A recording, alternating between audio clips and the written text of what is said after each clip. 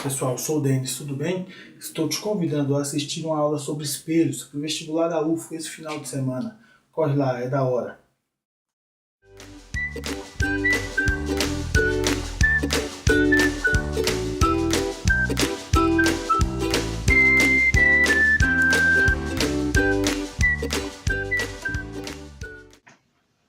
Pessoal, eu sou o Denis e agora vai a minha dica sobre óptica. Eu vou falar um pouquinho sobre os espelhos para o seu vestibular da UFO desse final de semana. Vamos lá?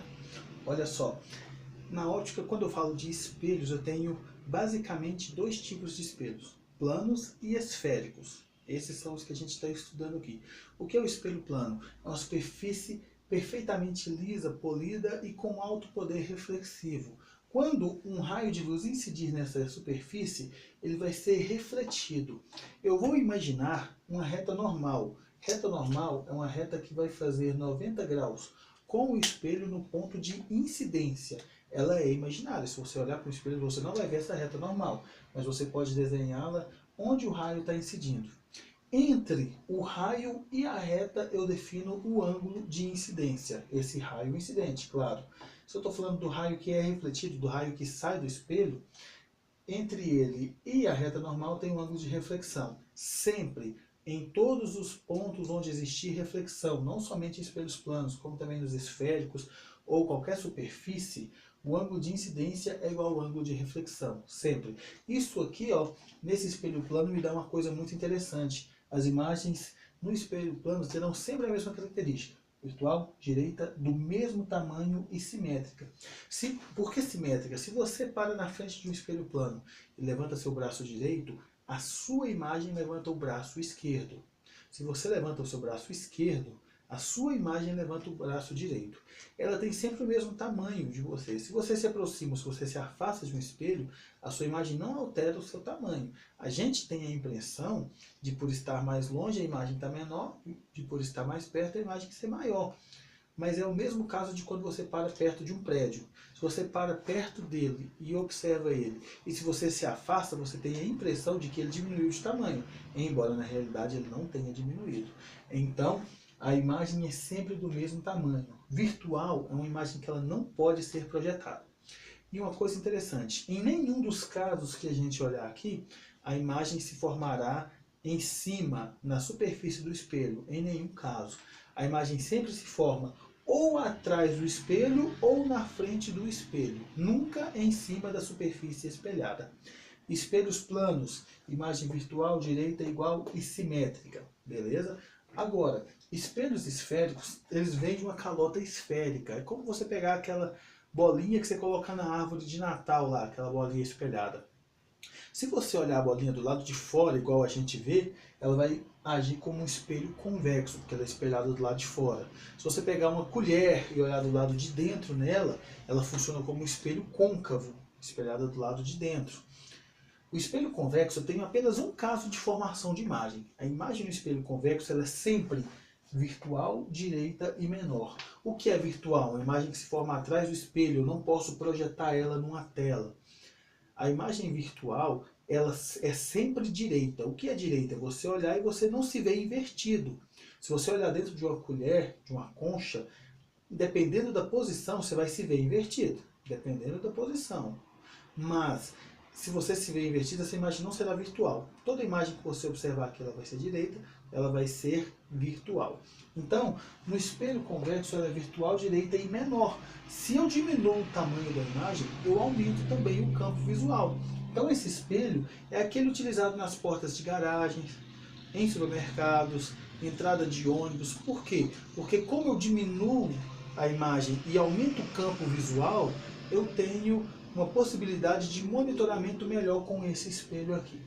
O espelho côncavo, eu tenho 5 casos de formação. Eu não escrevi todos, mas eu vou comentar com você.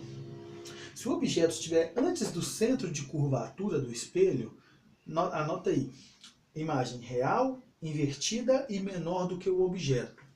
Se o objeto está exatamente em cima do centro, a imagem será real, invertida e do mesmo tamanho. Chama a sua atenção para uma coisa.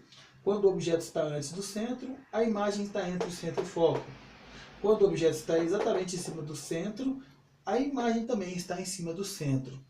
No terceiro caso, se o objeto estiver entre o centro e o foco, a imagem será real, invertida e maior do que o objeto. Será formada atrás do centro de curvatura. No quarto caso, quando o objeto estiver exatamente em cima do foco, a imagem será imprópria. A gente diz que essa imagem se formará lá no infinito. Os raios refletidos do espelho côncavo serão paralelos. E quando eu tiver o objeto entre o foco e o vértice do espelho, a imagem será virtual, direita e maior. Toda imagem real é invertida, toda imagem virtual é direita. Onde eu vou utilizar o espelho côncavo? Por exemplo, espelho que as pessoas utilizam-se para maquiar. Ela aumenta o tamanho da imagem e você se vê de forma direita. É um espelho côncavo e você está entre o foco e o vértice desse espelho. O farol de um carro funciona muito bem quando ele é um espelho côncavo e o filamento da lâmpada está justamente no foco. Por quê? Porque todo o raio que sai dessa lâmpada e atingir o espelho vai estar saindo do espelho de forma paralela. Basta com que eu direcione esse farol para onde eu quero que ele ilumine. Certo? Pessoal, para encerrar os espelhos, estamos aqui com um estudo analítico. Coloquei aqui um exemplo de um dos casos do espelho côncavo, quando o objeto está antes do centro e a imagem é formada entre o centro e o foco. Essa imagem é real, porque ela é invertida e essa imagem pode ser projetada. Chamei a atenção agora há pouco. Se a imagem é real, ela é invertida. Se a imagem é virtual, ela é direita. Toda imagem real, ela pode ser projetada. Aquela imagem do Data Show projetada na tela é uma imagem real. Uma imagem virtual você não consegue projetar. O que é cada uma dessas letrinhas aqui? P, distância do objeto ao espelho.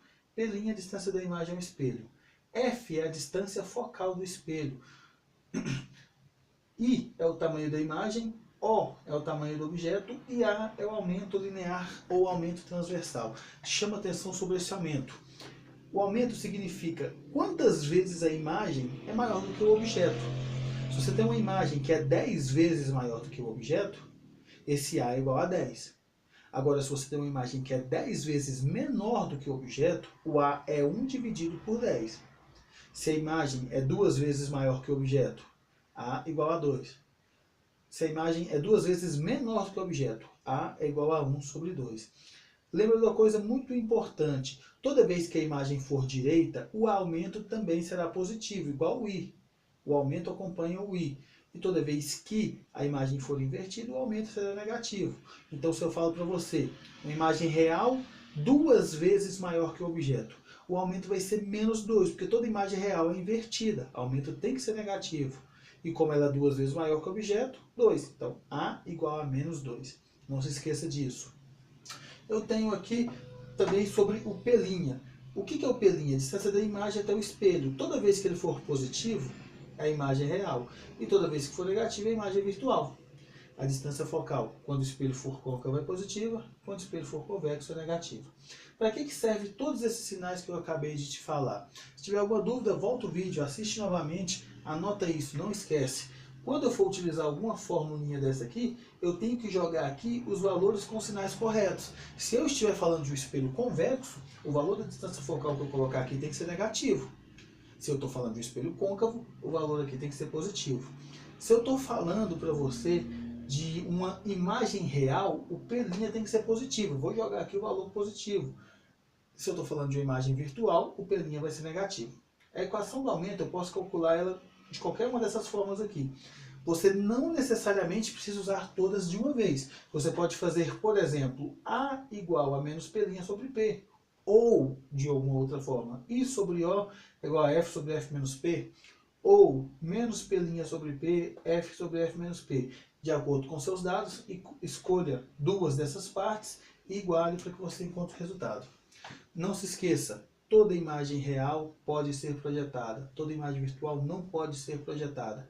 Imagem real é aquela que é invertida, imagem virtual é aquela que é direita. Boa prova!